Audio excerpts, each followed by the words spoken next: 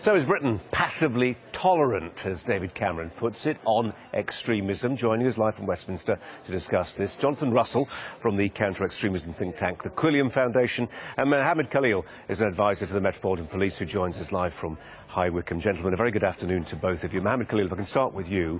We obviously haven't seen the bill that will go in the Queen's speech. We are advised it will be pretty comprehensive and therefore it will cover individuals, organisations and premises. What do you expect? What do you hope for?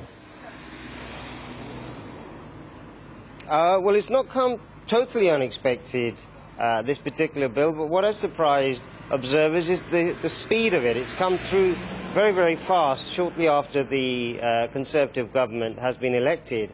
And in terms of facts, the facts are, if we take that definition of radicalisation and who is responsible for radicalisation and who should be doing the most, it's not just preachers, it's not just religious worship places, it's not just youngsters.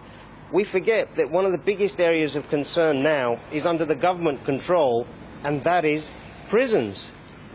If you take an average person and put them into the system, and particularly young Muslims, they seem to be much more radicalised when they come out and much more hardened in their views. So very much I hope the government will focus on their own shortcomings in this strategy too. But the most important point really is to make sure they do not demonise me as a Muslim, my community, the Muslim community, and we, the wider cohesive community, who are classed as diverse England and diverse UK. Jonathan Russell, they also have a responsibility to make sure we live in a country which the government would argue represents all people, all interests, all minorities, whilst creating an environment where people can be safe. Mohammed Khalil says he's surprised by the speed with which the government's advancing this legislation. I suppose others might argue, well, they've had 5 years to think about it, they couldn't get it past their coalition partners. Why wouldn't they act quickly? Well, I'm not dismayed by the speed per se. I think second day at work, it's top of the agenda. It's certainly something to carry out. My issue, however, is with the way in which it's being carried out, and I don't think proposals for more legislation to tackle this issue is the right way to go about it. I don't think we need a wider statute book to tackle institutions or individuals. What I think we need to do is get to the root cause of the issue, which are the ideas that these institutions or people promote, and that cannot be done by strengthening the law.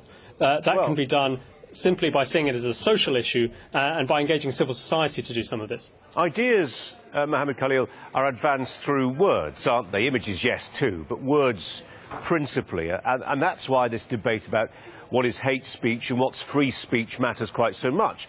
One person's free speech is another person's hate speech. And we do appreciate, don't we, and we can all understand this, that there are limits on free speech. You do not have the right to cry fire in a crowded cinema. That's always the example that's cited. But where to draw the line? Sure, and I think you touched on the key point there. It's very, very much subjective. I agree with my colleague on the other side there, that the government sometimes don't have clear aims with which to achieve these objectives. So they bring out these legislations which sound good, which look good, but actually the net result is they don't achieve the objectives for which they were intended. Free speech, for instance, Britishness, that's another thing that's mentioned. Very, very subjective values, and the government then seems to decide where to draw the line. You know, what is free speech? You can't speak against anti-Semitism. But your cartoon issue, that's another one that's come under freedom of speech. You can't speak against homophobia. So it's very, very much where you stand on the fence and where you draw that line. And government are not best placed to say, you can talk about this, but you can't talk about this. But that's not going to stop people. Who is, if it's not the government, then who is it? The broadcasters? Newspaper editors? Who decides?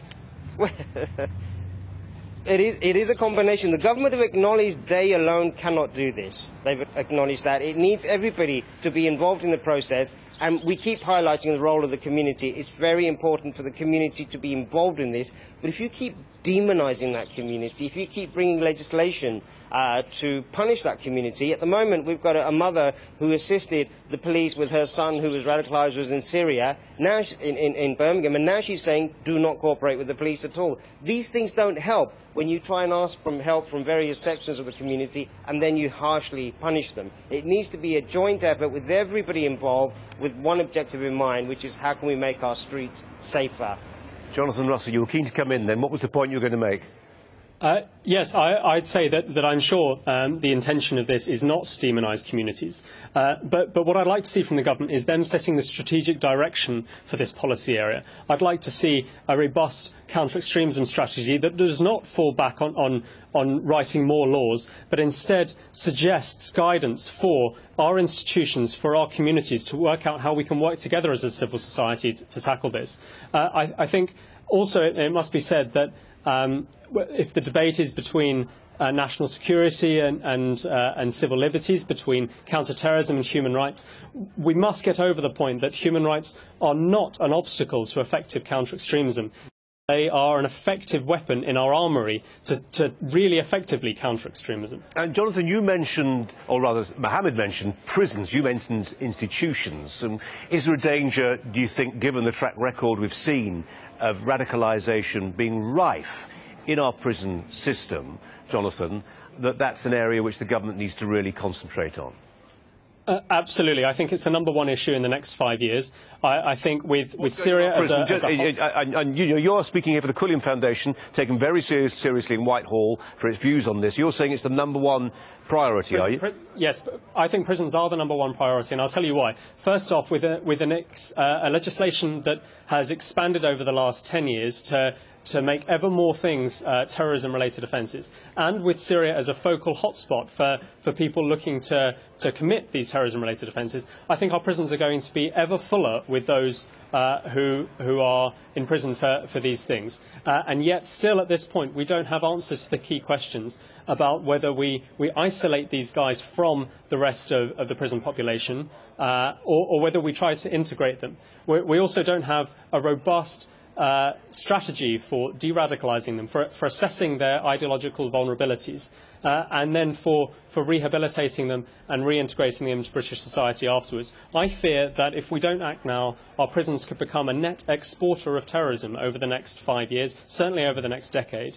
And what I'd like to see is us make a commitment in our prison systems to reform it so that we can make sure that they're a rehabilitative service, not simply a punitive one. OK, we've introduced the question of what's happening in our prisons. We've dealt with that pretty comprehensively. Mohammed Khalil, let's just address that point that we began with in my introduction. The Prime Minister David Cameron talking about Britain being passively tolerant of extremism.